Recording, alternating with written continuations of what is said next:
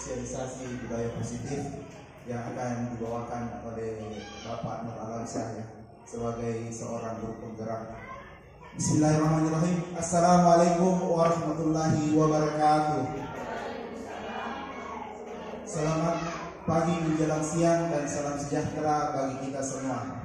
Pertama-tama puji syukur kehadirat Allah Subhanahu wa taala serta salawat dan salam kepada junjungan Nabi besar Muhammad sallallahu alaihi wasallam. Kemudian yang saya hormati Ibu Kepala Sekolah SD Negeri Bulurembu, kemudian yang saya hormati teman-teman guru pengajar SD Negeri Bulurembu serta tenaga pendidik yang sempat bergabung di dalam kegiatan sosialisasi budaya positif yang akan disampaikan, yang akan diterapkan di sekolah kita kepada siswa-siswa kita.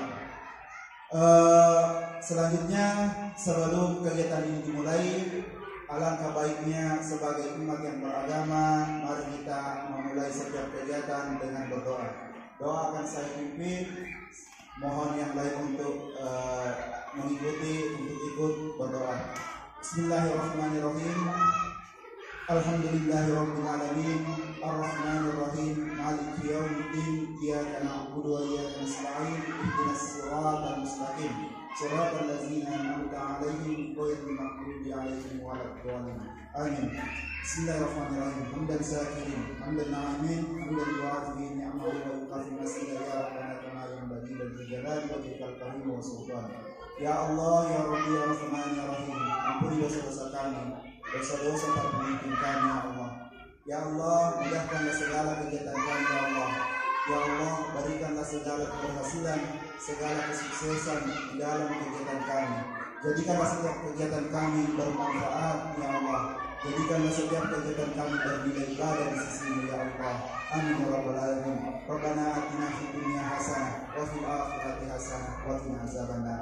Wassallallahu alaihi wasallam. Oke, terima kasih kepada Bapak Ibu semua yang turut berdoa. Kemudian selanjutnya demi efektif dan efisiennya waktu, saya akan limpahkan kepada Bapak Nur Alamsyah untuk membawakan materi atau berbagi pengetahuan dengan kita semua. Karena Bapak Nur Alamsyah yang menjadi sebagai calon guru penggerak, sekalian menjadi untuk tugasnya, bagian dari tugasnya, Bapak Nur Alamsyah sebentar akan menyampaikan tips-tips atau arahan-arahan mengenai bagaimana perilaku seorang guru terhadap muridnya di sekolah. Kemudian bagaimana seorang guru menyampaikan hal-hal yang positif untuk siswanya sehingga siswanya juga bisa menyampaikan umpan balik yang positif bagi guru-gurunya. Ya, mungkin itu yang ingin saya sempat sampaikan. Kemudian saya berikan kepada Bapak Nur Alamsyah untuk menyampaikan materinya kepada Bapak dengan hormat.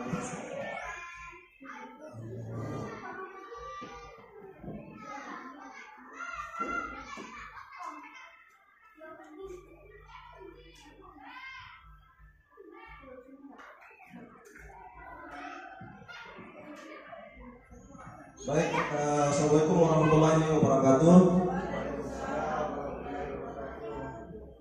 Terima kasih telah dipimpin tadi oleh Pak Andi untuk berdoa dalam memulai sebuah kegiatan.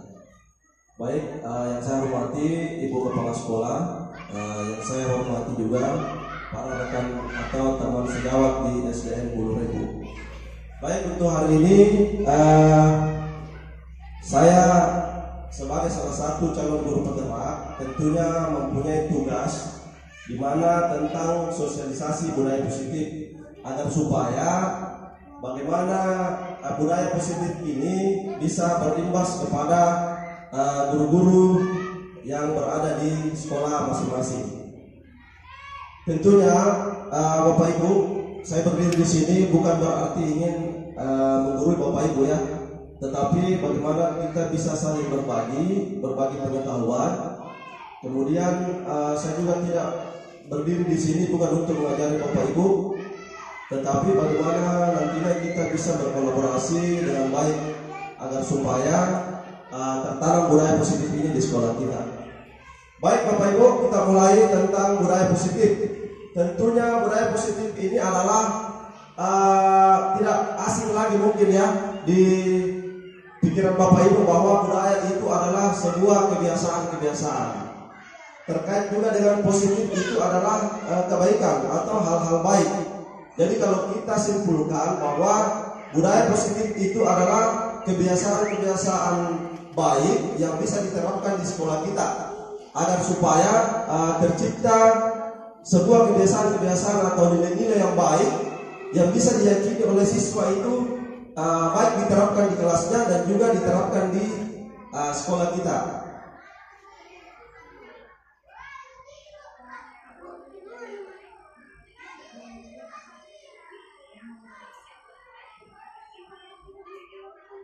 Baik, di sini ada latar belakang Bapak Ibu ya tentang budaya positif. Jadi suasana positif yang sangat mendukung dalam menciptakan pembelajaran yang kondusif. Karena dengan suasana yang positif, murid dan guru akan menemukan suatu kondisi pembelajaran yang menyenangkan. Sehingga proses pembelajaran dapat berjalan tanpa adanya suatu beban. Tapi suatu kebutuhan, suasana positif juga akan membantu menggerakkan moral yang positif bagi murid. Sehingga karakter murid ini terbentuk dari akademik atau intelektualnya saja, tetapi terbentuk juga dari lingkungannya. Jadi sesuai dengan filosofi Ki Hajar Dewantara itu adalah, jadi tugas kita adalah sebagai penuntun kepada anak-anak. Jadi kita tidak bisa berkehendak bahwa apa yang kita mau itu harus diterapkan oleh peserta didik, karena setiap murid itu sudah mempunyai kodratnya tersendiri, sudah mempunyai karakter mereka dari lahir. Jadi bagaimana tugas kita adalah sebagai penuntun kepada peserta didik agar supaya peserta didik ini mendapatkan kemerdekaan, kebahagiaan dalam belajar. Nah, ini adalah pertanyaan pemantik Bapak Ibu untuk menuntun Bapak Ibu dalam menyimak materi tentang budaya positif. Yang pertama adalah hukuman dapat mendisiplinkan anak. Yang kedua, pemberian hukuman dengan hal positif seperti membaca atau membersihkan halaman sekolah dapat meningkatkan disiplin anak. Jadi pemberian hukuman berupa contoh anak-anak ini datang terlambat, kemudian kita hukum berupa kita suruh dia membaca berapa paragraf atau berapa halaman kepada anak-anak. Kemudian yang ketiga, memberi penghargaan dapat meningkatkan motivasi belajar anak. Jadi apakah dengan memberikan penghargaan kepada anak ini mampu untuk meningkatkan motivasinya untuk belajar? Jadi pertanyaan ini Bapak Ibu sebagai pemantiknya, sebagai tuntunan kita untuk mengikuti materi selanjutnya. Baik Bapak Ibu, kemudian perubahan paradigma kegiatan kepala tangan. Saya minta Bapak Ibu perwakilan saja 2 orang ya. Mungkin Pak Andi dengan yang di sampingnya saja Ibu Mutmainah ya. Sekarang tugas Pak Andi adalah Ibu Ina sebentar mengenggam tangan, menganggap bahwa ada sesuatu yang berharga di tangannya Ibu. Kemudian tugas Pak Andi ini, bagaimana usaha Pak Andi untuk baik itu membujuk Ibu Ina atau mungkin memarahi Ibu Ina atau mungkin dengan cara apa Pak Andi ini supaya Ibu Ina ini bisa membuka tangannya, kepala tangannya. Bisa Pak Andi? Bagaimana coba Pak Andi bujuk Ibu Ina agar dia bisa membuka tangannya. Coba Ibu Ina di kepala tangannya. Coba Pak Andi, bagaimana caranya Pak Andi bujuk, atau mungkin bisa juga dalam bentuk atau mungkin memarahi Bu Ina. Contoh bilang, Bu Ina, tolong buka tangannya, atau mungkin Bu Ina, saya mau lihat apa isi tangannya. Coba Pak Andi, kira-kira ya. Minta tolong buka ikan kalian. Ya. Buka saja. Ya. Nah. Tolong buka tangannya. Sebentar. Ya. Tergantung dari UI bagaimana menyikapi dari Pandi, apakah iya ya Pandi yang mengepakkan tangan, kemudian Ibu Ina yang berusaha untuk membujuk Pandi ini agar membuka tangannya. Ya.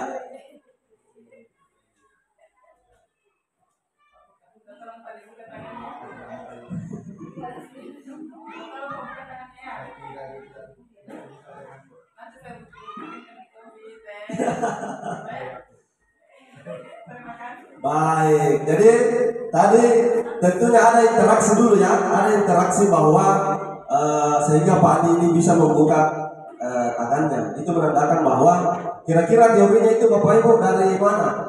Dari Ibu Mutmainah atau dari Pak Andi? Dari Pak Andi ya. Berarti Pak Andi ini berusaha membuka tangannya atas kehendaknya sendiri ya, bukan atas kehendak orang lain. Baik Bapak Ibu. Kemudian perubahan paradigma teori kontrol.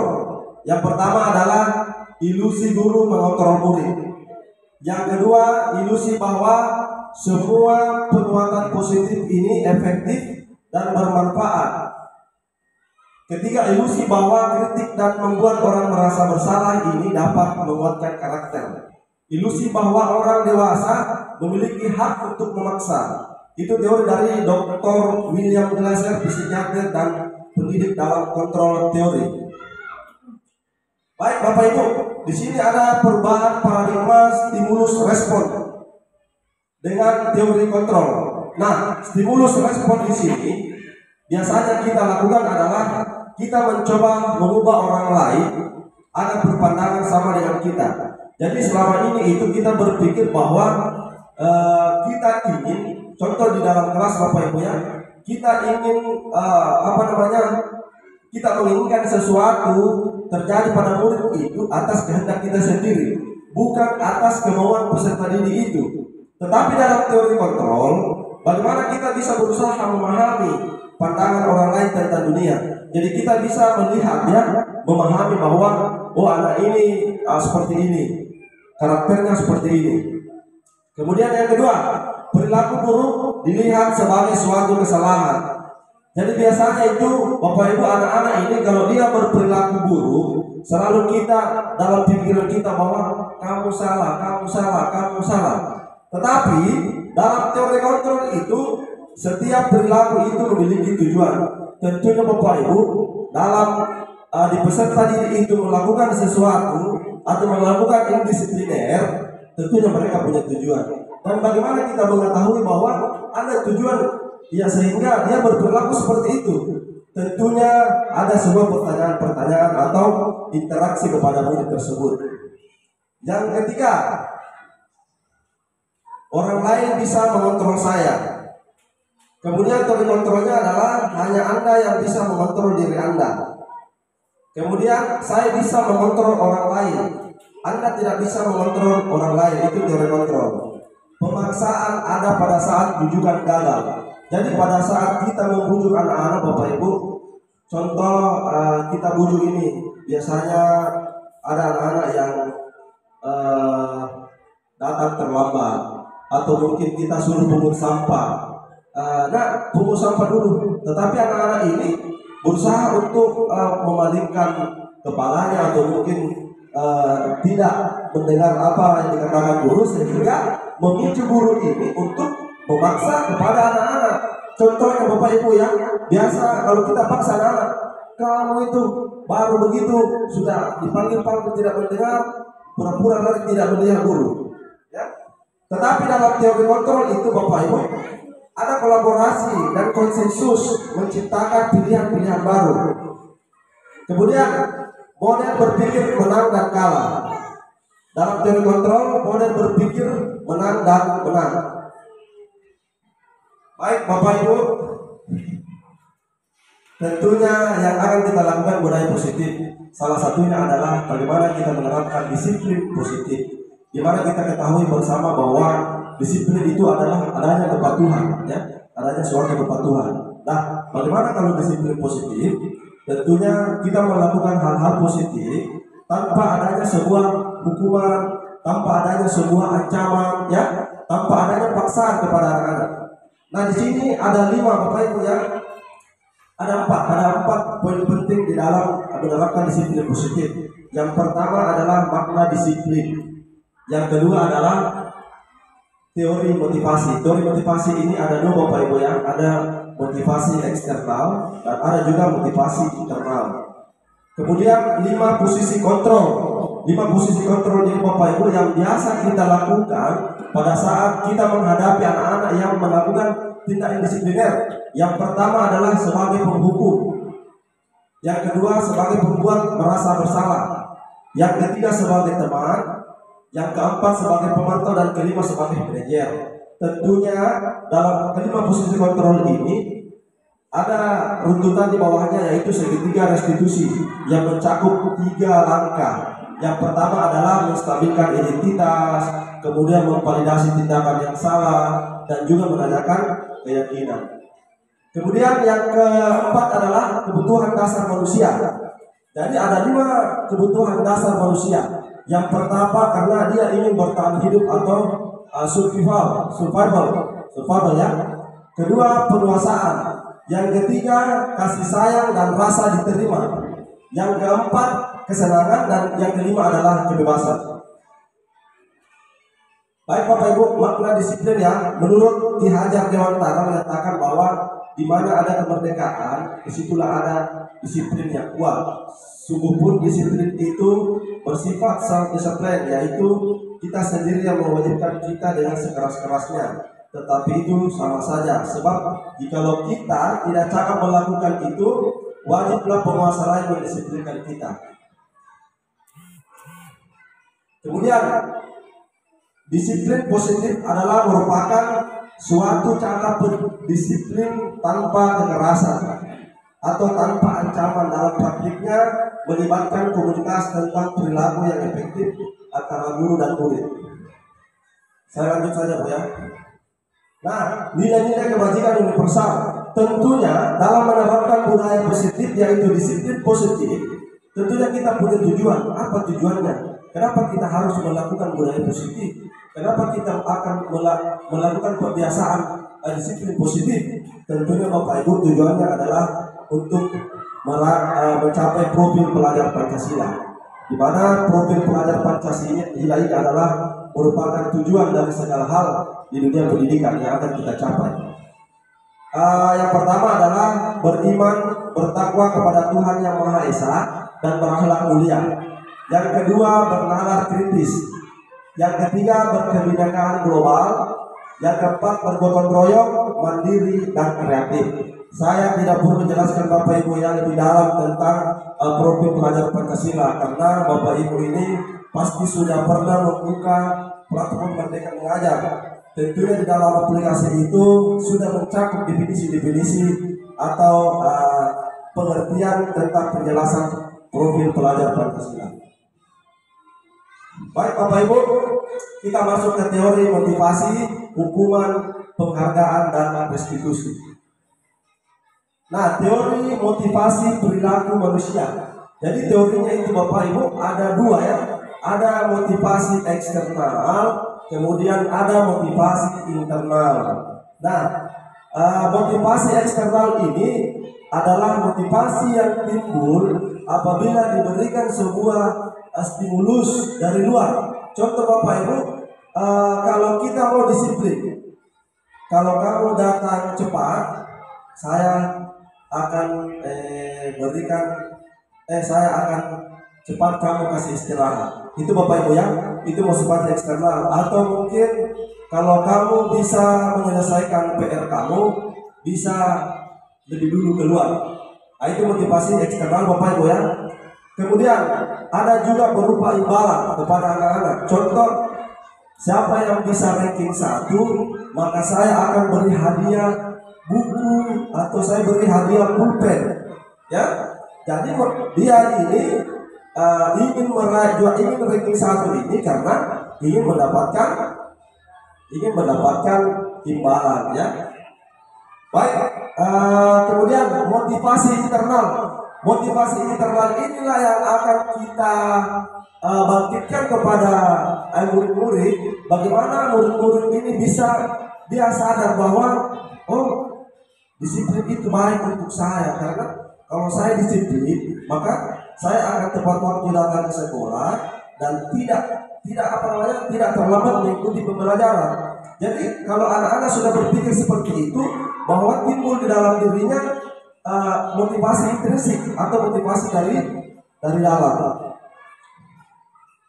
Nah, kemudian konsep disiplin dan identitas gagal, yaitu hukuman. Hukuman itu Bapak Ibu bisa jadi dia dihukum itu cuma 20% keberhasilannya, karena bisa jadi peserta didik itu merasa diancam sehingga mereka mungkin tidak termotivasi belajar atau mungkin juga malas datang ke sekolah, ya.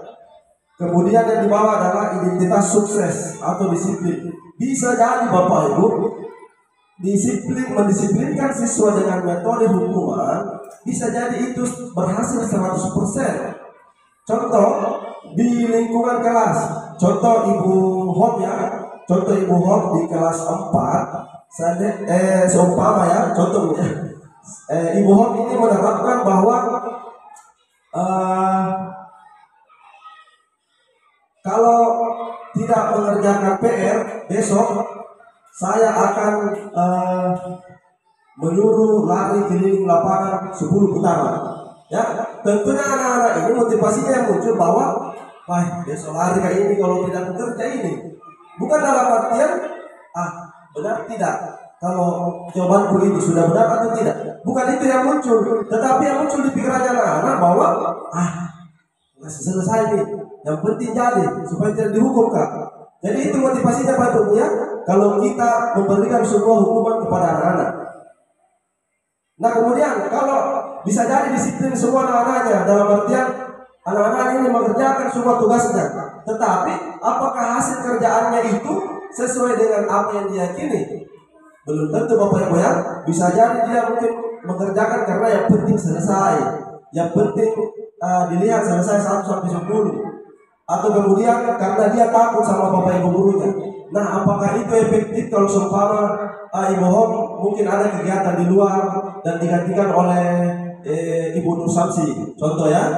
Apakah kira-kira metode mengajar Ibu Hom dan Ibu Samsi itu sama? Tentu berbeda Bapak Ibu ya, karena motivasi anak-anak ini mengerjakan PR karena takut sama aturan yang dibuat oleh Ibu Hom.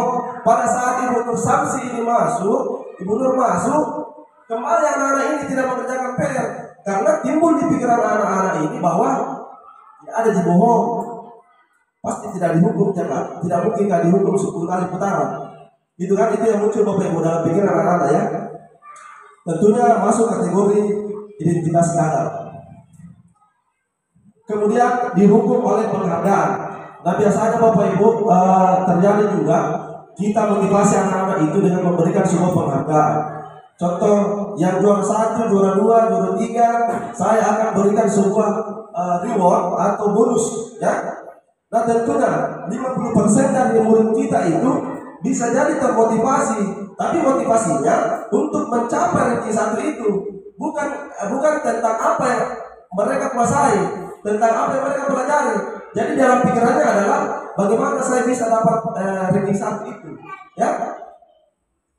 Nah kemudian murid yang memiliki pengetahuan yang di bawah menengah ke bawah itu tentunya dalam pikirannya bahwa masa dia terus dikasih hadiah, kapan saya bisa dapat hadiah? Tetapi apakah kita bisa memaksa anak-anak ini untuk juara 1? Tentu tidak Bapak Ibu ya, karena kemampuan anak itu berbeda-beda, dia mempunyai tingkat pengetahuan yang berbeda-beda. Jadi tugas kita adalah bagaimana agar semua murid ini bisa merasa nyaman dalam belajar. Dalam artian yang jelasnya bahwa tujuan pembelajaran yang kita tetapkan pada saat itu kita bisa capai. Contoh Bapak Ibu ya, saya mengajar PJOK, tujuan pembelajaran saya itu peserta didik mampu melakukan teknik Pasimbawa dengan benar, ya, mampu melakukan teknik Pasimbawa dengan benar. Jadi tujuannya itu bagaimana anak-anak ini mampu untuk melakukan teknik itu, ya. Nah, banyak cara ini untuk bagaimana bisa menguasai mencapai tujuan tersebut. Nah, ada anak-anak Bapak Ibu yang senang, contoh ya, dia menggunakan bola standar, dia senang dengan itu. Ada juga anak-anak yang mungkin belum mampu, tetapi jangan kita abaikan bahwa si A ini tidak bisa dipakai bola, jangan dulu. Itu berarti kita menyisihkan anak-anak yang belum mampu. Tapi tugas kita, bagaimana kita memfasilitasi murid ini yang belum terlalu paham agar dia paham. Agar dia paham ini, kita buat merasa nyaman dulu. Apa yang dia butuhkan kira-kira? Kita harus identifikasi dulu. Ini anak-anak motivasi belajarnya bagaimana, daya belajarnya bagaimana. Apakah dia senang dengan metode visual? Jadi kita bisa menerapkan materi itu berupa gambar, berupa video, Bapak Ibu ya. Atau mungkin berikan kesempatan dia untuk menjelaskan. Ada Bapak Ibu yang biasanya pintar, ya, pintar dalam artian bahwa dari segi akademik tulisannya, tetapi ada orang pintar pada saat dia menjelaskan masuk, tetapi pada saat dia menulis itu tidak sesuai, tidak sama dengan apa yang dia jelaskan. Kemudian ada juga Bapak Ibu, ada murid yang mampu itu pada saat melakukan sebuah proyek ya, pada saat dia keterampilannya bagus ya, sementara akademiknya itu tidak baik. Nah, kita itu harus kita identifikasi semua. Kemudian Bapak Ibu, yang sebelah kanan ini 50% penghargaan mengurangi ketepatan. Kenapa mengurangi ketepatan?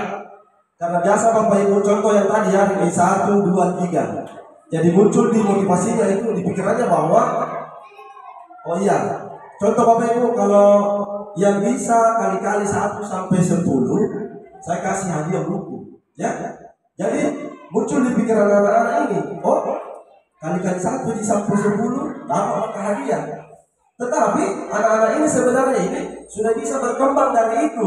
Tetapi muncul di pikirannya anak-anak bahwa 1 sampai 10 ini sudah dapat maka hadiah. Tidak mesti maka 1 kali sampai 20. Padahal sebenarnya dia mampu untuk lebih baik dari itu. Nah, itulah penghargaan yang mengurangi ketepatan.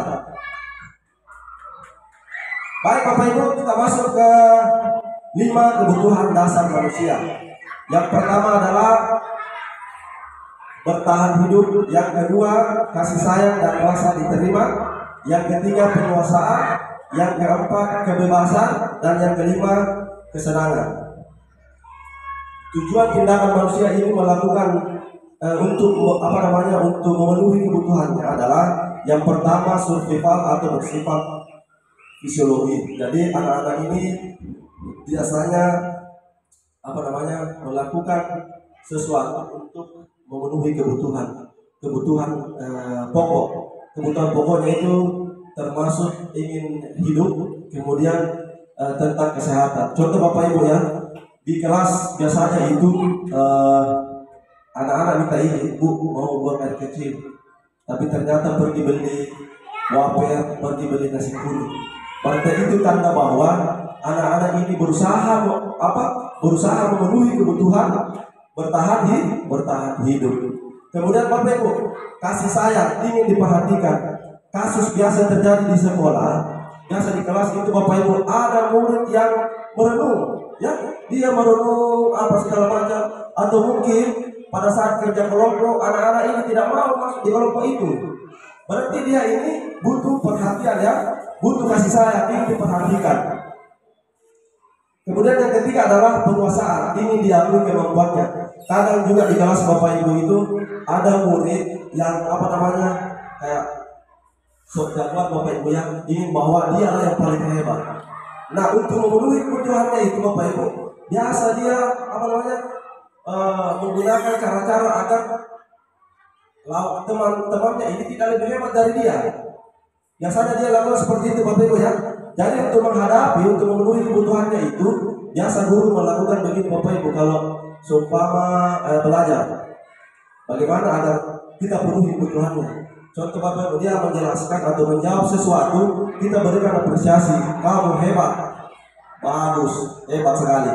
Nah, orang-orang yang berkebutuhan dengan penguasaan itu tentu merasa bahwa oh iya, oke, dalam hatinya terima kasih. Ya, berarti dia bagaimana kalau anak-anak yang sebenarnya butuh penguasaan, butuh untuk diakui, tetapi kita tidak memberikan itu. Muncul dalam pikiran anak-anak bahwa, aduh, begitu dibalik perusahaan tak sekeras-keras tidak diakui kan juga. Padahal benar ini menurutku, tapi guru tidak mengakui kan dengan hebat kan.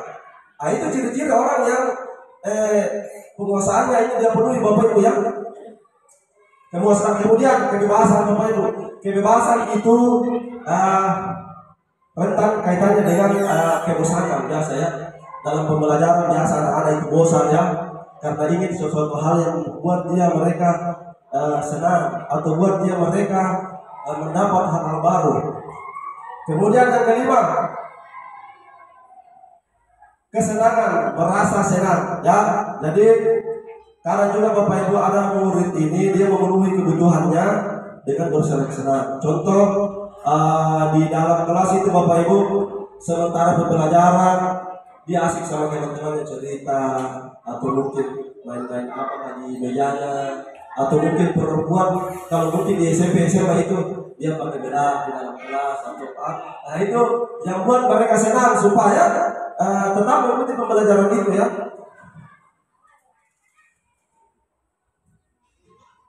Baik, kita masuk di keyakinan kelas Bapak Ibu ya. Tadi kita sudah di budaya positif, kemudian akan melakukan disiplin positif, dan bagaimana agar disiplin positif itu bisa kita laksanakan. Tentunya langkah awal kita adalah membuat keyakinan kelas. Kenapa bukan kesepakatan kelas Bapak Ibu? Kira-kira kenapa bukan kesepakatan? Atau mungkin kenapa bukan peraturan? Kenapa kita tidak buat aturan di kelas saja? Kenapa harus keyakinan kira-kira? Kenapa bukan peraturan Bapak Ibu? Terkait dengan materi tadi tentang apa? Apa kira-kira bohong?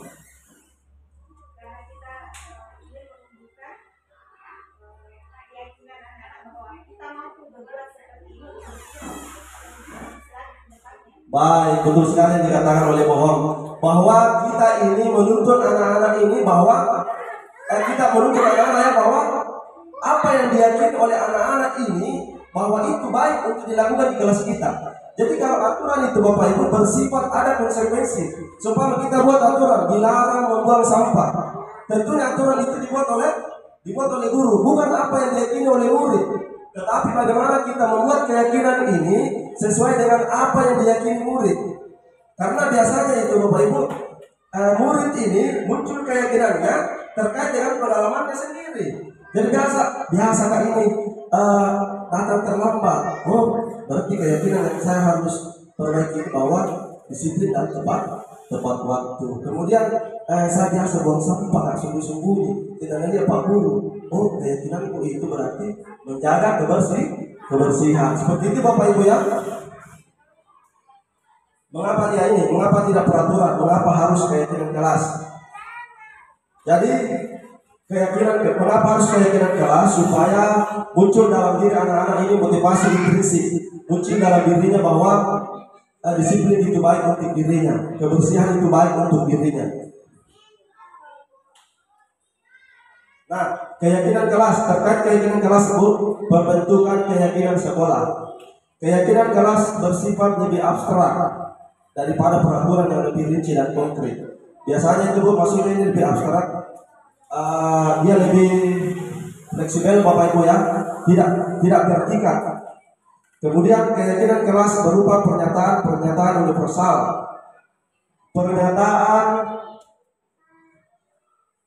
keyakinan kelas sebaiknya sesuatu yang dapat diterapkan di lingkungan tersebut. Semua warga kelas hendaknya ikut berkontribusi dalam pembuatan keyakinan kelas lewat kegiatan curah pendapat. Curah pendapat Bapak Ibu, contoh itu Bapak Ibu, selesaikan dulu ya. Bersedia meninjau kembali keyakinan kelas dari waktu ke waktu. Nah, ini contoh peraturan yang pernah kita buat dan bagaimana membuat keyakinan kelas. Biasanya peraturan itu selalu kembalikan buku ke tempatnya. Kalau kita membuat kelas, itu artinya tanggung jawab, ya. Kemudian dilarang mengganggu orang lain, itu aturan. Sedangkan keyakinan menghormati orang lain. Kemudian hadir di sekolah 15 menit sebelum pembelajaran dimulai. Itu menghormati orang lain dan ada komitmen. Kemudian dilarang melakukan kekerasan. Kalau di keyakinan kelas itu Bapak Ibu, keselamatan, menghormati orang lain. Kemudian dilarang menggunakan narkoba. Nah, itu kalau keyakinan kelas itu menjaga kesehatan. Kemudian bergantian atau menunggu giliran, menghormati orang lain atau bersabar. Kemudian gunakan masker. Kalau keyakinan kelasnya itu adalah menjaga kesehatan, keselamatan. Jangan berlari di kelas atau di koridor. Keyakinannya adalah keselamatan dan keamanan. Nah, ini Bapak Ibu bentuk keyakinan kelas. Jadi saya pernah buat keyakinan kelas Bapak Ibu di kelas 6. Jadi cara saya membuat itu, saya membagikan stick note ya, kertas kecil kepada anak-anak per individu. Saya bagikan per orang. Kemudian saya jelaskan kepada anak-anak bahwa tulis di kertas itu apa menurut kalian baik untuk diterapkan di kelas kita. Menurut kalian baik untuk anak-anak teman-teman kalian. Nah seperti ini Bapak Ibu ya, setiap anggota kelas perlu belajar. Itu contoh-contohnya Bapak Ibu. Sama yang di sebelah, selalu bersikap positif, senantiasa menjadi diri terbaik, percaya dan menghormati orang lain, serta barang miliknya. Berkomitmen terhadap setiap tugas, senantiasa membantu. Kemudian yang di bawah adalah hormat. Kami meyakini bahwa sangat penting untuk menghormati semua orang dan barang milik orang lain. Jadi biasanya Bapak Ibu ya, kita yang sesuaikan apa yang dituliskan oleh anak-anak. Kalau hormat, biasanya anak-anak itu menulis Bapak Ibu tidak mengambil barang milik orang lain. Biasanya kan dia tulis di kertas kan, tidak mengambil barang milik orang lain. Berarti kita tulis kami meyakini bahwa sangat penting untuk menghormati semua orang dan barang milik orang lain. Dalam bekerja, kami meyakini bahwa sangat penting untuk mengerjakan segala pekerjaan atau mengikuti kegiatan yang telah ditugaskan. Diterima dan dimiliki, kami meyakini bahwa sangat penting untuk merasa diterima pada suatu kelompok dan saling peduli satu dengan yang lain. Karena biasa Bapak Ibu itu di dalam kelas ada kelompok-kelompok tertentu yang tidak bisa dipungkiri bahwa ada anak-anak itu kelompoknya masing-masing di kelas. Entah 2, 3 orang, 4 orang. Sehingga kelompok yang lain atau teman yang lain ini merasa tidak diterima dalam kelompok itu. Biasanya kan seperti itu Bapak Ibu ya, tidak diterima. Dan biasa muncul juga bulian kepada teman-temannya. Dan tentunya Bapak Ibu, dalam membuat keyakinan kelas ini, kita berusaha menggunakan kata-kata yang positif. Contohnya bagaimana kata-kata yang positif itu adalah seperti itu Bapak Ibu ya, disiplin dan tepat waktu, kemudian menjaga kebersihan. Kita tidak lagi menulis keyakinannya dalam bentuk negatif. Contoh, dilarang ribut di dalam kelas, dilarang membuang sampah. Jadi kita biasakan kepada anak-anak ini untuk bahasa positif agar anak-anak ini tidak penasaran bahwa dilarang berkelahi. Ya bagaimana itu berkelahi? Oh yang begini itu berkelahi. Tetapi kalau kita memberikan kata-kata positif, saling menghargai, berarti oh dihargai seperti ini. Begitu Bapak Ibu ya. Jadi kita biasakan dengan bahasa-bahasa positif, bukan peraturan dengan bahasa-bahasa yang negatif. Baik, apa itu restitusi Bapak Ibu? Ada yang pernah dengar restitusi? Ada yang pernah dengar? Tidak ya, baru tidak. Baik, restitusi adalah proses menciptakan kondisi bagi murid untuk memperbaiki kesalahan mereka, sehingga mereka bisa kembali pada kelompok mereka dengan karakter yang lebih kuat. Restitusi juga merupakan proses kolaborasi yang mengajarkan murid untuk mencari solusi untuk masalah mereka sendiri dan membantu murid ini berpikir tentang orang seperti apa yang mereka inginkan dan bagaimana mereka harus memperlakukan orang lain.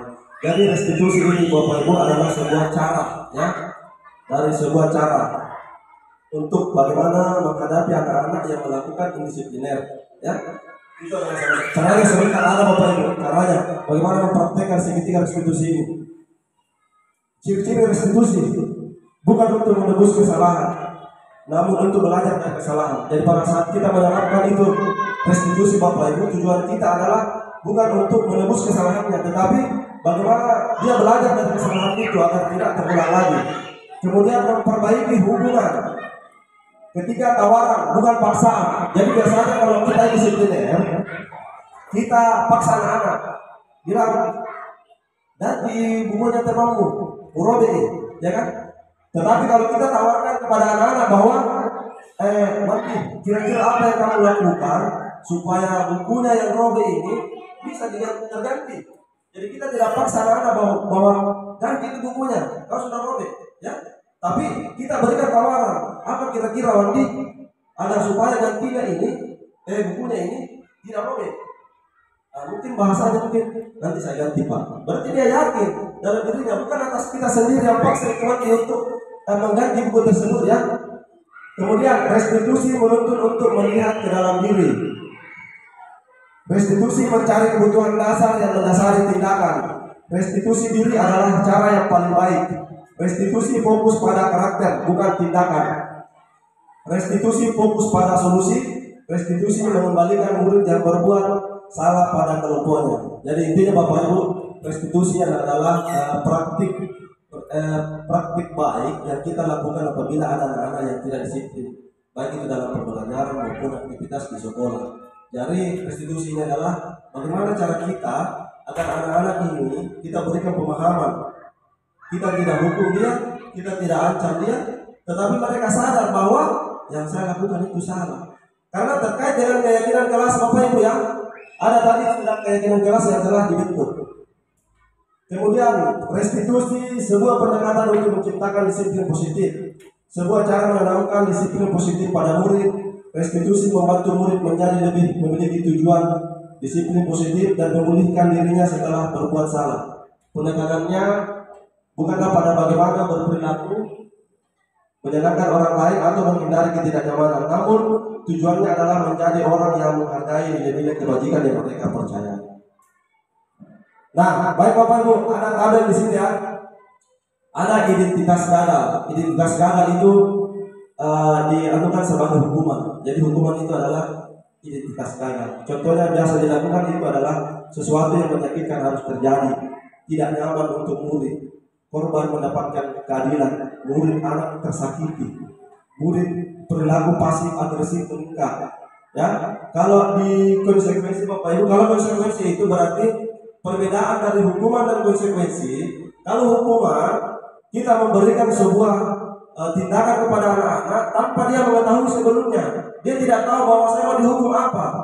Jadi ceritanya datang terlambat, bersihkan itu kamar mandi. Itu adalah sebuah hukuman Bapak Ibu, ya. Kalau konsekuensi, ada aturan yang pernah mereka sepakati bahwa kalau datang terlambat lebih dari 10 menit, maka sebentar pada istirahat 10 menit terlambat juga keluar. Itu adalah konsekuensi Bapak Ibu. Ya, jadi murid akan tidak nyaman untuk murid kalau konsekuensi Bapak Ibu, ya. Penguatan hanya bertahan dalam jangka waktu pendek. Kalau konsekuensi Bu, intinya kita harus memantau anak-anak tersebut. Jadi anak-anak ini merasa kalau kita tidak pantau, berarti dia bebas akan melakukan hal-hal yang dia inginkan. Tapi kalau kita pantau, kemudian kita dapati mereka melakukan sebuah kesalahan, maka kita memberikan mereka konsekuensi. Jadi konsekuensi Bapak Ibu, sudah ada aturan bahwa kalau melanggar seperti ini, aturannya begini. Kalau melanggar seperti ini, aturannya seperti ini. Itu konsekuensi Bapak Ibu. Bisa jadi itu identitas sukses, tetapi untuk jangka pendek, ya, untuk jangka pendek. Karena kalau sudah tidak diperhatikan, bisa jadi mereka mengulanginya kembali. Kemudian restitusi, ini merupakan pilihan Bapak Ibu, ya. Jadi intinya bahwa restitusi ini adalah bagaimana kita memecahkan solusi pada anak-anak ini, memecahkan solusi, ya, bukan terkait dengan siapa yang salah, tetapi bagaimana kita bisa menguatkan anak-anak ini agar dia kembali ke kelompoknya, kembali ke kelasnya ini menjadi lebih kuat. Dalam artian bahwa pada saat dia sudah dipraktekkan segitiga restitusi kepada murid, dia itu kembali lebih kuat. Saya sudah yakini bahwa ini salah. Saya sudah ingin melakukan, yang saya lakukan untuk memperbaiki kesalahan saya adalah ini, ya.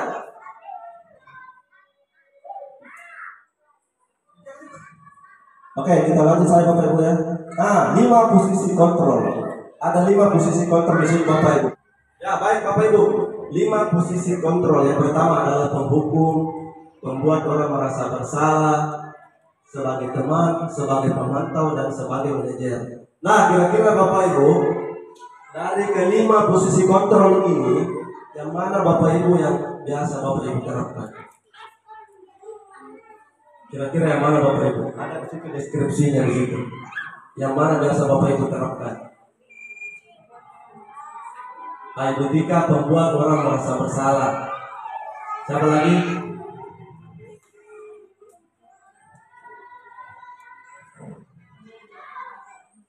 Ya, sebagai manajer dalam apa biasanya Muhammad itu sebagai manajer?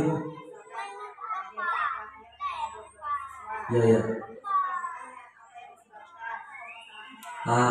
Baik betul. Jadi itu termasuk di validasi tindakan yang salah. Kita mencari penyebab kenapa ia melakukan itu. Apa dasar mereka sehingga melakukan itu? Bagus. Apalagi Bapak Ibu? Ibu Tika tadi membuat orang merasa bersalah. Biasanya bagaimana Bu Tika? Kalau membuat orang merasa bersalah, bagaimana kira-kira interaksinya sama anak-anak?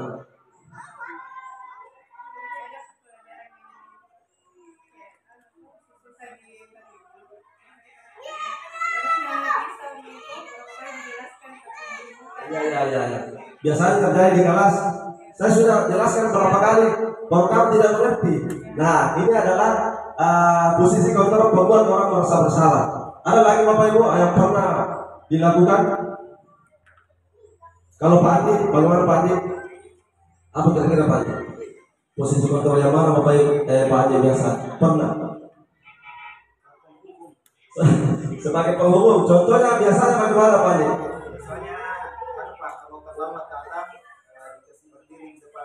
Ya, biasa kalau terlambat disuruh berdiri di depan ya. Jadi, baik Bapak Ibu, ini adalah 5 posisi kontrol yang biasa kita lakukan kepada anak-anak. Dan ada deskripsinya Bapak Ibu. Penghukum itu ada ciri-cirinya itu menghadir, menunjuk-nunjuk, kamu itu menyakiti atau menyindir, ya.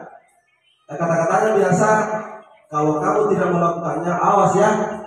Saya kasih ke diriku sebentar. Nah, itu hukuman Bapak Ibu ya. Kalau pembuat merasa bersalah, berceramah, begini Bapak Ibu biasanya. Ya, bilang selesai PR-mu, bilang belum Pak. Kamu itu dikasih waktu sudah jam 9 ini belum mau selesai. Apa yang kamu kerja dari tadi? Makanya dia berbicara. Kalau menjelaskan Bapak Ibu guru dengan baik-baik. Itu adalah membuat merasa bersalah. Efeknya apa Bapak Ibu? Kalau kita membuat merasa bersalah, bisa jadi motivasinya itu akan menurun. Karena kenapa Bapak Ibu? Kita tidak tahu kenapa dia tidak mengerjakan PR-nya. Kita langsung saja mengatakan kamu tuh, padahal sebenarnya entah mungkin dia sakit atau mungkin dia kurang sehat Bapak Ibu ya. Kita harus tahu tujuannya apa dulu. Tidak langsung untuk membuat mereka salah. Padahal sebenarnya dia tidak salah. Mungkin dia perasaannya ada yang dia pikirkan. Kemudian sebagai teman, tidak pernah Bapak Ibu melakukan ini sebagai teman. Biasanya bagaimana Bapak Ibu kalau teman sebagai teman kira-kira?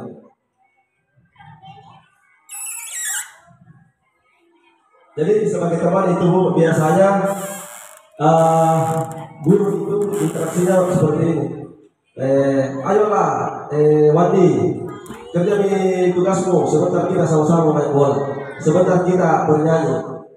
Ayolah, demi Pak Guru, demi Ibu Guru, ya kerja tugasmu. Demi Pak Ibu Guru ini. Nanti sebentar kita bernyanyi atau apakah? Ya itu Bu. Efeknya apa Bapak Ibu kalau sebagai merasa teman akan timbul di anak-anak itu berpikiran bahwa Pak Andi, santai di Pak Andi. Kan biasa seperti Bapak Ibu ya. Terlambat kamu Pak Andi, santai di Pak Andi. Biasa dia bilang, ayo nih. Kan begitu Bapak Ibu ya. Biasanya kalau sebagai teman. Nah, sebagai pemantau Bapak Ibu, jadi tugas gurunya ini dia pantau saja aktivitas anak-anak. Tetapi ada aturan yang sudah ditetapkan. Contoh Bapak Ibu, dia melihat, oh Herman, kenapa kau datang terlambat Herman? Nah iya Pak. Apa kira-kira kau datang terlambat Herman? Lalu Pak, push up 5 kali. Berarti Pemantau itu dia memantau saja, kemudian mengarahkan kepada aturan itu. Jadi dia tahu Herman, kalau terlambat ini pusat 10 kali. Kalau tidak kerjakan PR, disuruhkan tinggal. Seperti itu Bapak ya, memantau. Efeknya apa Bapak Ibu? Kalau kita tidak pantau dia, maka dia akan melakukan hal-hal dia ulangi lagi Bapak Ibu ya. Kemudian manajer, ya betulnya dikatakan tadi bohong ya, bahwasanya kita menanyakan apa kira-kira kenapa kamu bisa melakukan hal seperti itu, kenapa kamu pukul itu, kenapa, apa yang sebenarnya terjadi. Itu di tahap validasi tindakan Bapak Ibu ya. Tetapi posisi manajer ini Bapak Ibu, ini adalah yang dianjurkan untuk diterapkan di sekolah kita, di kelas kita ya. Ini posisi manajer mengajukan semua pertanyaan-pertanyaan Bapak Ibu. Nah, bagaimana memposisikan kita sebagai manajer? Apa yang akan kita lakukan? Kita masuk ke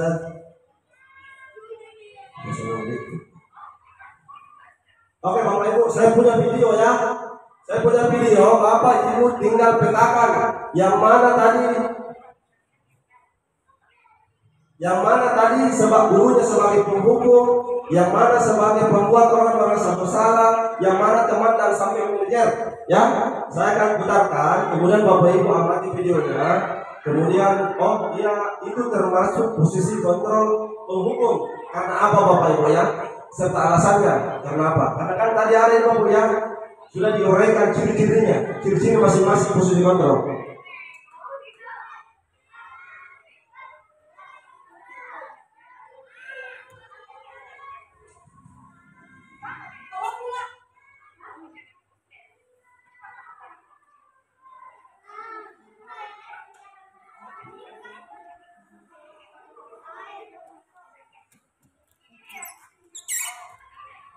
Oke, Bapak Ibu, disimak Bapak videonya.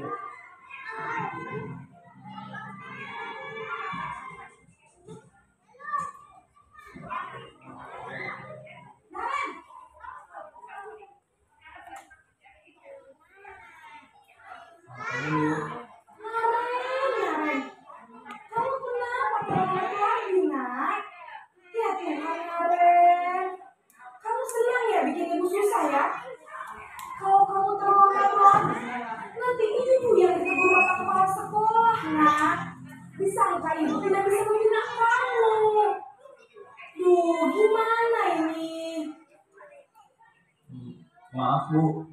Gusti Naren. Kamu suka ya kalau ibu tegur bapak kepala sekolah. Terus sekarang ibu harus tulis apa yang di buku absen? Ini kamu sudah sering terlambat loh. Ibu harus apa coba? Maaf Bu.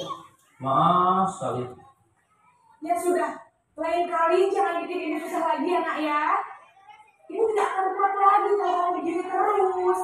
Bisa jantungan kalau ibu tegur bapak kepala sekolah. Sana cepat kelas. Maaf ya Bu. Maaf sekali. Ya, baik Bapak Ibu. Kalau melihat dari video tersebut, kira-kira posisi kontrol apa ini yang telah dilakukan oleh gurunya? Membuat merasa bersalah. Kira-kira apa ciri-cirinya Bapak Ibu? Kalau dia melakukan membuat merasa bersalah, apa kira-kira ciri-cirinya dalam video itu? Ya? Sedang membuat ibu susah. Apa lagi? Ya, membuat siswa merasa bersalah. Kamu membuat saya susah, ya. Jadi anak-anak ini merasa Bapak Ibu bahwa dia merasa salah. Dalam artian sebenarnya itu kan pembuat merasa bersalah bahwa kehendak dari gurunya sendiri bahwa kamu salah seperti ini. Tapi apakah kita tahu apa yang diyakini murid itu? Kita tidak tahu Bapak Ibu karena tidak ditanyakan kenapa terlambat, apa yang mendasari kamu, apa yang kamu akan lakukan, ya. Baik Bapak Ibu, kemudian video yang kedua.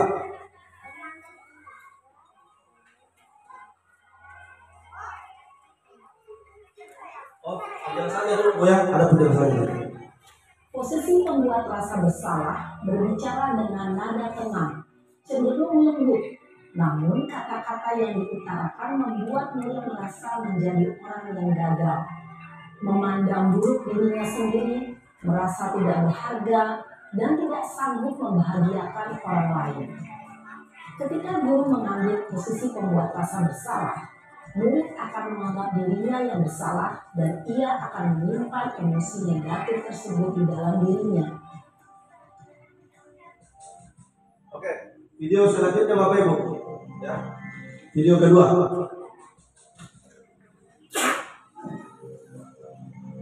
Naren,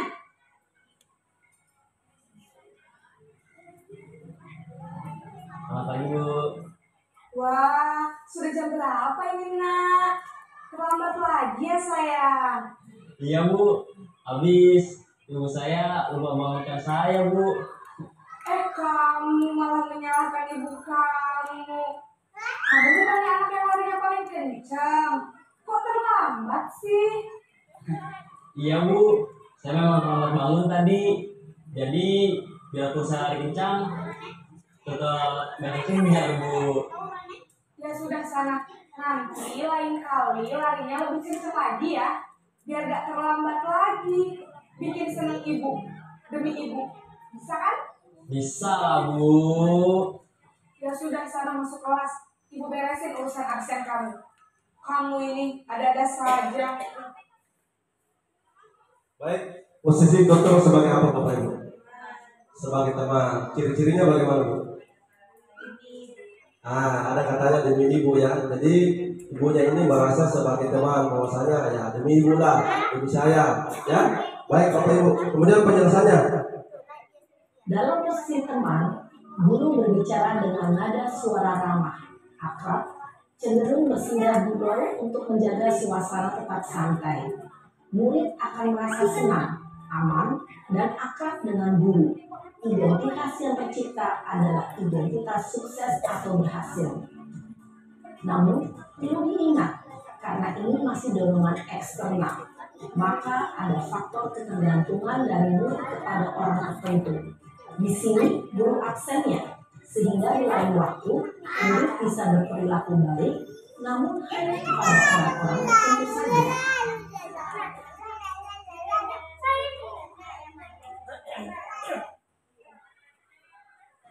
Video ketiga Bapak Ibu, video ketiga ya. Naren! Sini kamu! Selamat pagi Bu. Selalu terlambat. Kamu deh, pasti terlambat. Maaf Bu, saya Apa? Apa coba? Alasan kamu apa lagi? Kapan sih kamu tidak terlambat? Malas sekali ya kamu jadi anak. saya Dasar pemalas. Gak kapok-kapok sih kamu. Sudah berapa kali terlambat? Sana, kamu keliling lapangan basket 2 kali. kenapa saya harus keliling lapangan basket Bu? Kenapa? Kamu melawan ibu. Berani-beraninya jawab. Sudah terlambat, masih berani jawab pula. Sekarang, keliling lapangan basket 5 kali sekalian. Biar kapok. Cepat. Pergi sana ke lapangan basket. Ya, baik Bapak Ibu, posisi kontrol sebagai apa? Sebagai penghubung. Ciri-cirinya disuruh di lapangan dan siswa ini dia tidak tahu kalau dia ini disuruh lari ya. Itu ciri-cirinya Bapak Ibu. Kemudian penjelasannya. Posisi menghukum biasanya berbicara dengan nada tinggi, mengharduk, menunjuk-nunjuk, menyakiti, dan menyindir.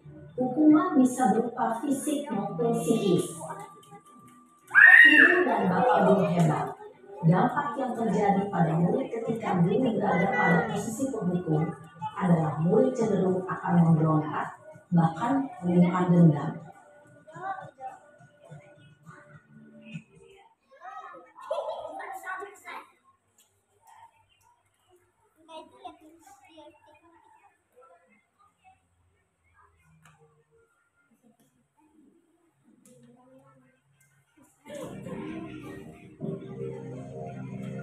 Naren!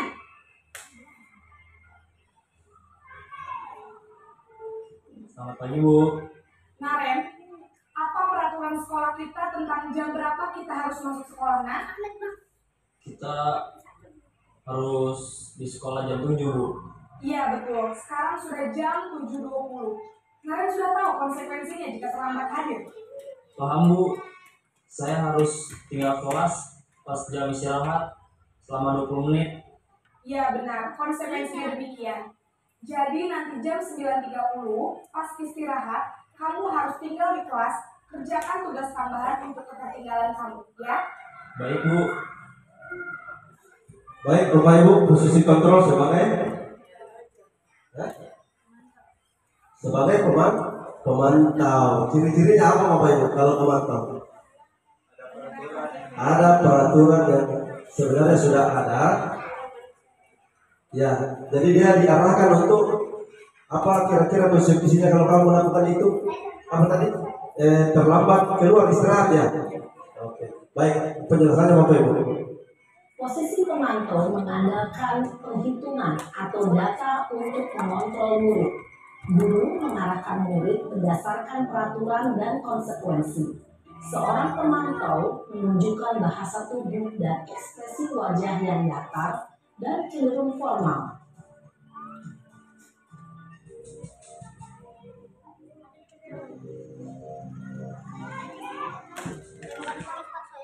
Baik, ini adalah video terakhir Bapak Ibu ya.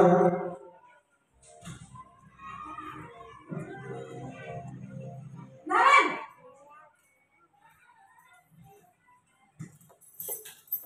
Selamat pagi, Bu. Selamat pagi Naren. Maaf, Bu. Saya terlambat. Iya, sekolah masuknya jam 7, sekarang sudah jam 7.20. Jadi sekarang bagaimana ini Naren? Maaf, Bu. Saya lupa setel alarm saya semalam. Baiklah, menurut kamu, keyakinan sekolah yang mana yang perlu kamu tingkatkan? Menghargai diri sendiri dan orang lain mungkin ya, Bu. Setuju. Jadi, apakah Naren meyakini prinsip saling menghormati tersebut? Iya, Bu. Saya meyakininya. Apakah Naren bersedia memperbaiki masalah keterlambatan ini? Bersedia, Bu.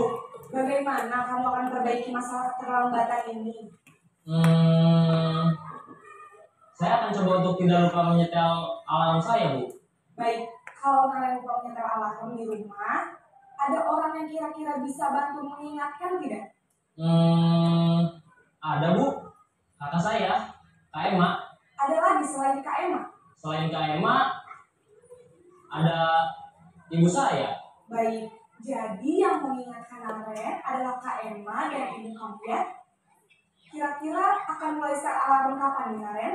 Setelah pulang sekolah, akan segera saya lakukan. Baik, jadi Naren akan setel alarm untuk bangun besok pagi dan akan diingatkan oleh kakak dan ibunda Naren ya. Ada lagi yang mungkin perlu dilakukan Naren agar tidak terlambat bangun lagi? Tidak ada, Bu. Baik Naren, terima kasih untuk kerjasama kamu. Sekarang kamu perlu kembali ke kelas untuk belajar. Baik, Bu. Terima kasih. Baik, posisi kontrol sebagai apa Bapak Ibu? Sebagai manajer ciri-cirinya memberikan pertanyaan, menanyakan alasan tentang perbuatannya, kemudian menanyakan solusi juga Bapak Ibu ya. Posisi manajer adalah posisi kontrol yang disarankan untuk membimbing murid memiliki sikap disiplin yang positif, yaitu murid yang mandiri, bertanggung jawab, dan dapat memecahkan masalah. Tujuan dari posisi ini adalah agar murid dapat berefleksi atas tindakannya. Guru akan dengan tulus memberikan pertanyaan-pertanyaan bermakna, sehingga membuat murid dapat belajar dari kesalahannya dan mencari sebuah solusi untuk menyelesaikannya. Ibu dan Bapak guru hebat, setelah mengamati adegan kelima posisi kontrol tadi, kira-kira posisi mana yang paling ideal? Posisi mana yang dapat menunjang motivasi intrinsik murid? Ya, tentu posisi manajer. Posisi ini memang posisi ideal dan ingin dituju setiap pendidik. Pada posisi inilah, guru dapat menerapkan disiplin positif yang berpihak pada murid, yang memerdekakan murid. Perjalanan seorang pendidik tentunya tidak mudah untuk sampai pada posisi seorang manajer. Namun, Tujuan kita pasti, yaitu menciptakan murid-murid yang mandiri, merdeka, dan bertanggung jawab. Semoga penggambaran 5 posisi kontrol. Baik Bapak Ibu, itulah tadi 5 posisi kontrol. Dan kemudian yang dianjurkan untuk diterapkan itu adalah posisi kontrol sebagai manajer. Karena kalau kita menerapkan posisi kontrol sebagai manajer, maka akan menimbulkan motivasi intrinsik dari murid-murid, motivasi yang muncul dari dalam dirinya. Nah, bagaimana memposisikan kita sebagai manajer? Apa yang akan kita lakukan kalau kita akan melakukan posisi sebagai manajer? Yang terakhir Bapak Ibu ada di sini.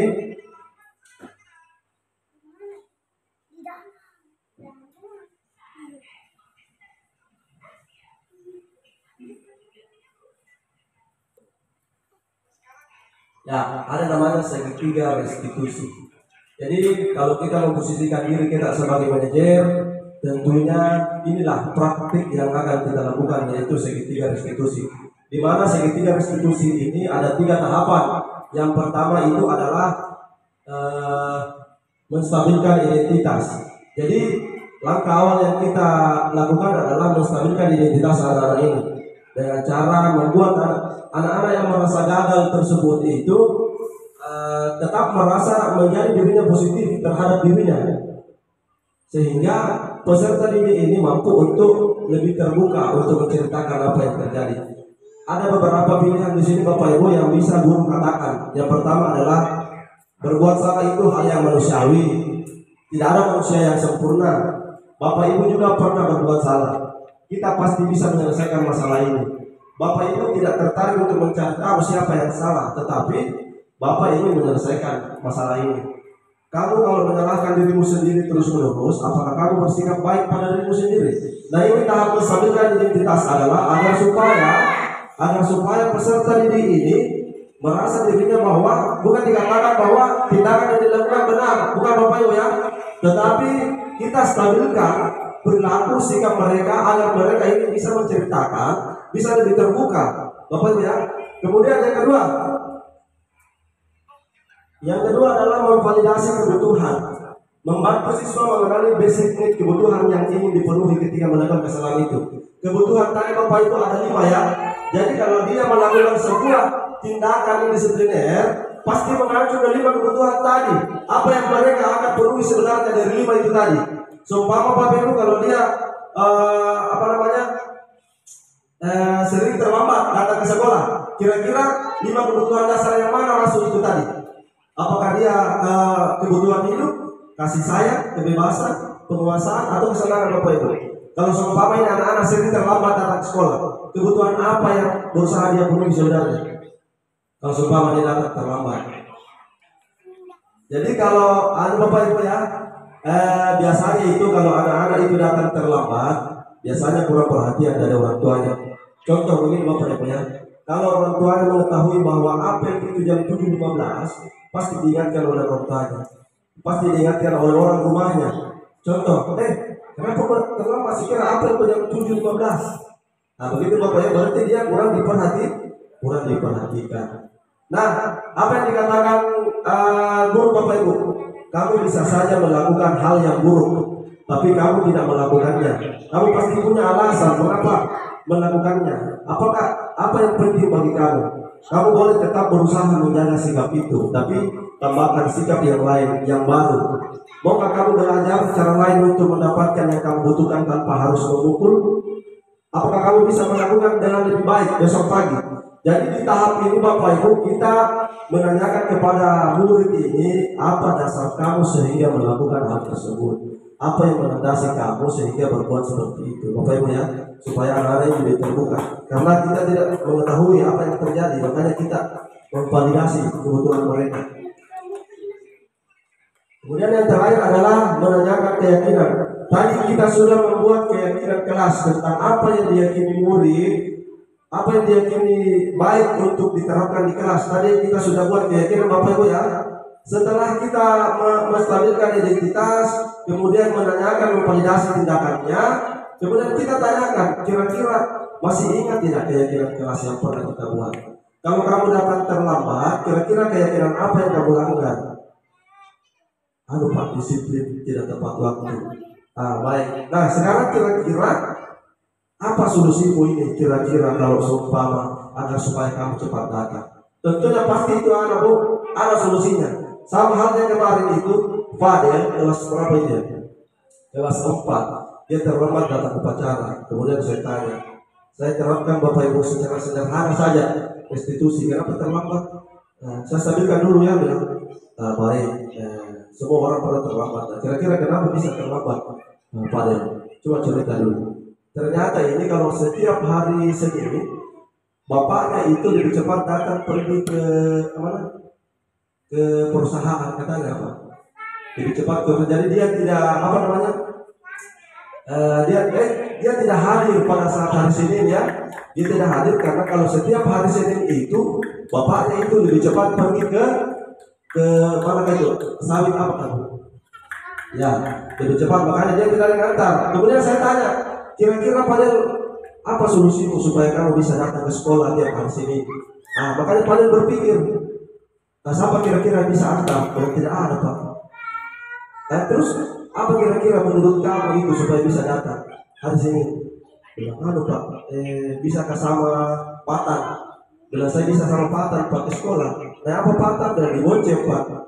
Tapi bonceng pakai apa? Pakai motor. Bisa Pak bonceng 3. Itu merupakan sebuah Bapak Ibu ya, langkah restitusi. Jadi kita bisa mengetahui apa sebenarnya yang melandasi anak ini sehingga tidak datang ke sekolah. Baik, Bapak Ibu, sudah selesai ya tentang budaya positif. Kita sudah tadi pelajari tentang keyakinan kelas, kemudian motivasi eksternal, intrinsik, penghargaan, konsekuensi, hukuman, 5 posisi kontrol, 5 kebutuhan dasar manusia, kemudian posisi penerapan segitiga restitusi. Ya baik Bapak Ibu, saya persilakan kepada Bapak Ibu, siapa tahu ada yang mungkin ingin ditanyakan, lalu pernah ada kasus-kasus yang terjadi, kita diskusikan secara bersama-sama. Baik, ada pertanyaan Bapak Ibu? Oke, Pak Andi. Oh siap.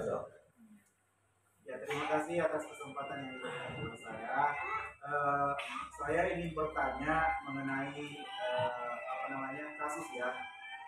Biasanya kalau kita misalnya mendapati anak-anak melakukan kesalahan seperti ini, diberikan kontrol seperti posisi kita sebagai posisi manajerial, kemudian disampaikan, ditanyakan, kemudian diberikan rangsangan supaya untuk tidak mengulang, kemudian digali bagaimana yang sebaiknya dilakukan. Terus kemudian anak tersebut mungkin 1 atau 2 kali mengerjakan seperti itu, seperti kesepakatan atau keyakinannya, tetapi mungkin karena berangsur waktunya akhirnya dia melupakan hal tersebut, kemudian kembali dengan perilaku kesalahan yang kemarin berulang kembali. Bagaimana tindakan selanjutnya? Baik, terima kasih pertanyaan dari Pak Andi, sangat bagus tadi pertanyaannya. Jadi Pak Andi menanyakan bagaimana kalau terulang kepada siswa. Kita sudah menerapkan segitiga restitusi, tetapi masih diulangi oleh siswa tersebut. Baik Bapak Ibu, perlu kita ketahui bahwa segala sesuatunya itu Bapak Ibu, kalau kita ingin berubah butuh proses. Yang pertama Bapak Ibu ya. Yang kedua, kita harus yakin bahwa sekecil apapun kegiatan positif yang kita lakukan pasti akan berbuah positif. Jadi intinya bahwa kalau terjadi kasus seperti itu, kita tanyakan langsung ke keyakinan Bapak Ibu ya. Kamu kemarin sudah meyakini bahwa disiplin itu tidak baik, kenapa diulangi kan? Biasa muncul dalam pikirannya bahwa lupa Pak, atau di jalan ini Pak ada kendala seperti itu Bapak Ibu ya. Kita berusaha untuk konsisten saja Bapak Ibu ya. Kita karena tidak ada yang bisa Bapak Ibu kalau kita menerapkan 1 kali saja dan mereka Kenapa? Karena murid di sekolah itu banyak Bapak Ibu ya. Beda kalau kita menghadapi 1-2 orang siswa, bisa jadi efektif, langsung efektif. Tetapi kalau kita menghadapi dengan banyak siswa dengan kasus berbeda, tentunya kita membutuhkan waktu, membutuhkan konsistensi. Kemudian kalau ada anak-anak yang sudah berulang terus ya, karena Bapak Ibu sudah kita tegur, sudah apa segala macam masih ulangi, kita kembali kepada 5 kebutuhan dasar tadi. Apa yang biasanya dia butuhkan? 5 kebutuhan dasar itu. Contoh Bapak Ibu, ada murid yang sebenarnya di rumahnya itu dikekang oleh orang tuanya. Dia tidak bebas di rumahnya. Jadi dia kayak seolah-olah dikurung dalam rumahnya. Sampai ke sekolah dia merasa dapat kebebasan, ya.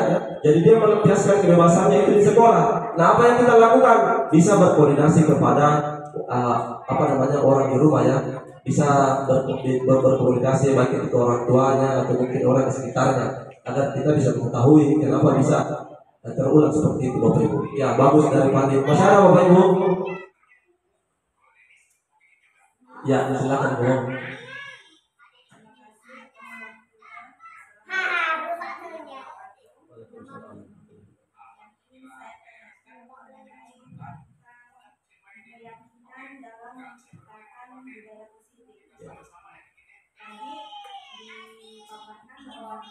Keyakinan itu dapat timbul dengan kita memberi, kalau dulu berupa aturan, Ya, betul. sekarang akan menjadi keyakinan. Ya. Apakah boleh jika dalam kelas saya buat sebuah aturan, tetapi sebelum memulai pembelajaran saya selalu membiasakan anak-anak untuk mengikrarkan itu aturan di depan kelas. Setiap anak tiap hari bergilir. Misalkan ada 8 aturan. Yang pertama misalkan jujur, datang tepat waktu. Itu saya buat semacam dia harus mengikrarkan itu setiap pagi sebelum memulai pembelajaran. Seolah-olah dia akan kita membentuk memorinya itu anak-anak agar tertanam dalam hatinya. Apakah bisa dibuat semacam itu? Bisa Bapak Ibu, tetapi konteksnya ini aturannya itu dibuat oleh siapa? Apakah dibuat oleh ibu gurunya atau dibuat atas dasar keyakinan dari murid tersebut?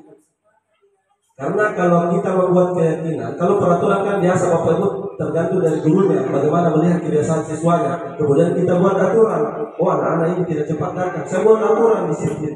Berarti itu atas kehendak ibu kan? Tapi kalau atas kehendak murid tersebut, kita berikan keleluasaan kepada murid. Apa yang kamu yakini, kira-kira baik untukmu dan baik untuk di kelas kita terapkan. Seperti itu Bapak Ibu ya. Kemudian kalau kita buat aturan, tentunya tidak ada konsekuensi ya. Kalau keyakinan dia, kita berusaha untuk bagaimana membuat peserta ini sadar bahwa saya yakini ini baik. Jadi tanpa hukuman. Jadi nantinya Bapak Ibu kalau dia sudah yakini, memang membutuhkan waktu Bapak Ibu ya, tidak instan. Kalau seumpama kita mau yakini kemudian diulang anak-anak, nah memang tidak secepat itu Bapak Ibu ya. Jadi itu Bapak Ibu tergantung dari kesepakatannya itu timbulnya dari mana. Betul, harus itu karena harus muncul dari motivasinya anak-anak. Apa yang memotivasi mereka sehingga membuat keyakinan itu. Begitu Bapak Ibu, karena kita tahu bersama bahwa peserta didik anak SD itu lebih spontan, lebih terbuka Bapak Ibu ya, lebih polos. Biasanya dia terkait dengan pengalamannya, dia sering mungkin diganggu sama temannya, makanya dia tulis saling menghargai atau mungkin tidak saling mengganggu. Nah berarti dia pernah mengalami Bapak Ibu ya, makanya menulis dalam sebuah keyakinan. Nanti kita sesuaikan Bapak Ibu bagaimana keyakinan itu dibuat dengan kata-kata positif. Kata-kata positif itu tidak menggambarkan kata tidak atau mungkin kata-kata yang bersifat berusaha apa segala macam. Tapi bagaimana kita tulis dalam nuansa positif. Contoh Bapak Ibu kalau antri ya kan, kalau biasanya kan yang negatif itu tidak berdesak-desakan, tidak berlomba-lomba begitu Bapak Ibu ya. Kalau keyakinan. Jadi kembali ke itu Bu, tergantung kesepakatannya itu dibuat oleh siapa. Begitu Bapak Ibu ya. Baik, masih ada? Atau Ibu masih ada yang ingin disampaikan Bu? Bagaimana Bapak Ibu? Masih ada? Tidak ada? Ibu, saya simpulkan ya. Tadi kita melaksanakan tentang materi budaya positif. Contohnya disiplin positif. Bagaimana kita menerapkan disiplin positif ini? Yang pertama adalah kita buat keyakinan kelas Bapak Ibu ya. Kita buat keyakinan kelas yang diyakini oleh murid tersebut ini menurutnya dia baik, sehingga muncul motivasi prinsip dan dalam diri siswa. Jadi bukan atas kehendak kita, atas kehendak dia. Kita cuma menuntut mereka mengelola emosi mereka, mengelola perilaku kebiasaan mereka Bapak Ibu supaya jauh lebih positif. Jadi itu tugas kita. Kemudian kalau keyakinan sudah terbentuk Bapak Ibu, Kalau terjadi kelakuan disipliner, ada anak-anak yang melanggar, kita kembali ke kebutuhan dasarnya dulu. Apa yang mereka berusaha penuhi sehingga dia melanggar kebutuhan itu. Nah, kalau dia sudah melanggar Bapak Ibu, kita terapkan itu yang namanya segitiga restitusi. Ada 3 tahapan tadi Bapak Ibu ya. Yang pertama kita stabilkan dulu agar supaya dia bisa lebih terbuka untuk cerita. Saya Pak begini. Dia cerita lebih terbuka Bapak Ibu. Kemudian kita arahkan ke keyakinan tadi. Apa menurut keyakinan keras yang pernah kita buat sebelumnya? Apa kira-kira yang berkaitan dengan yang kalian lakukan? Kemudian kita mencari solusinya. Apa kira-kira yang akan kamu lakukan kalau kamu agar tidak terulang lagi? Begitu Bapak Ibu ya. Tadi juga kita sudah mempelajari tentang teori motivasi, teori penghargaan, teori hukuman, konsekuensi Bapak Ibu ya. Ya.